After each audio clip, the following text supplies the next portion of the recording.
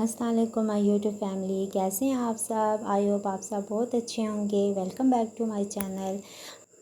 آج میں آپ کو بہت ہی مزیدار اور شاندار ریسیپی بنانا سکھا رہی ہوں۔ عید اسپیشل، بقرہ اسپیشل کے حوالے سے ہے بیف نہاری۔ اس کو آپ چکن کے ساتھ بھی اور مٹن کے ساتھ بھی بنا سکتے ہیں۔ میں آپ کو یہاں پہ بیف کے ساتھ بنانا سکھا رہی ہوں۔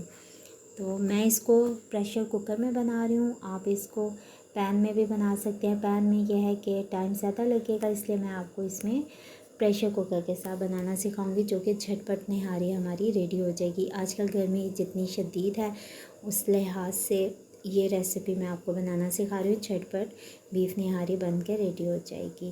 اس میں سب سے پہلے میں نے آئل لیا ہے، 3 کپ آئل میں نے اس میں ڈالا، اور اس میں ایک میڈیم سائز کی پیاز ڈال کے اس کو گولڈن براؤن کر کے الگ سے اس کو نکال لیا ہے۔ پھر اسی آئل میں میں نے ½ کلو بیف لیا ہے، اس کے ساتھ میں نے 2 ہڈیاں بھی ڈالی ہیں، ایک نلی کی ہڈی اور ایک اس طرح گودے والی، اور یہ ڈال کے اس کو بھون لیا تھوڑی دیر۔ پھر اس کے بعد میں نے اس میں اسپیشل اپنا تیار کیا ہوا نہاری مسالہ ہے وہ ایڈ کیا ہے اس میں، اور ساتھ ہی میں نے اس میں ادرک لہسن کا پاؤڈر ڈالا ہے، نمک ڈالا ہے، اور اس میں میں نے چکن پاؤڈر بھی شامل کیا ہے۔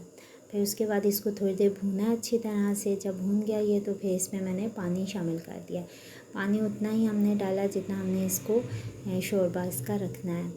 تو کیونکہ یہ کوکر میں اس کو ویٹ لگانا ہے میں نے، تو اس لیے میں اس میں پانی تھوڑا زیادہ شامل کروں گی۔ پھر اس کو ہم 35 منٹ کے لیے ویٹ لگائیں گے، اور یہ دیکھیں اب ہم ماشاءاللہ سے ہمارا گوشت جو ہے وہ گل چکا ہے، اور اس اسٹیج پہ اب ہم اس میں 2 چمچ میں نے گندم کا آٹا تھوڑے سے پانی میں ڈالا تھا، اور 2 چمچ بیسن، ان کو مکس کر کے تو وہ میں نے اس میں شامل کر لیا ہے۔ اور یہ دیکھیں ماشاءاللہ سے ہماری نہاری جھٹ پٹ والی نہاری ریڈی ہو گئی ہے۔ بیف نہاری آپ ضرور ٹرائی کیے گا، آپ کے گھر والوں کو، مہمانوں کو، سب کو بہت پسند آئے گی، سب انگلیاں چاٹتے رہ جائیں گے۔